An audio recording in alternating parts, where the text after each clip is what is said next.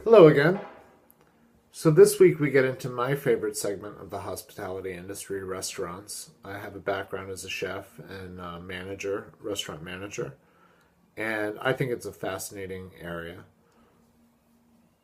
Um, a lot of times students don't have particular interest in this area. They think of themselves on the tourism, hotel, meeting planning, event planning side.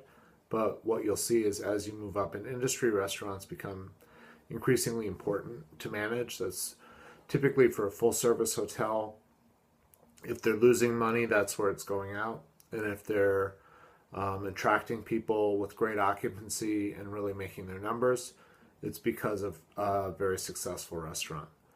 And of course, on the meeting and event planning side, it becomes key to every event. We're going to skip a few of the chapters in the book in this transition from hotels to restaurants. So if you have particular interest in any of those areas, front office operations, food and beverage, beverages, it's not that they're not important. It's that what we're trying to do in this class is give you a broad industry overview so that you can then select classes to focus a little bit more later, whether it's resort management, gaming, casino, tourism, beverage, and we're doing a lot more for those of you in the Philly region to offer some face-to-face options as well, where you can more deeply explore your areas of interest. One of the things you'll notice is this week we have a similar format, and it should be very comfortable and familiar by now. If you're not keeping up, we'll talk to me individually about ways we can change things or maybe some study suggestions to allow you to keep up a little bit better because it's now pretty much the same format from here until week 9.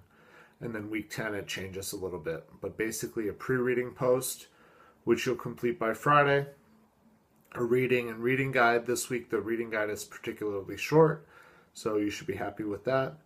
A post-reading post and an application that gets you a little bit more into the professional world and also starting to think about research, which we'll start to pick up on as we approach the midterm through the rest of the course.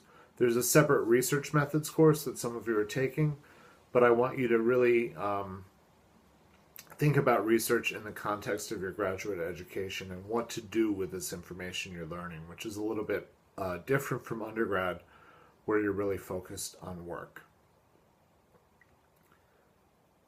I think I've covered everything I needed to cover. Have a great week. As always, any questions or comments, feedback, please let me know.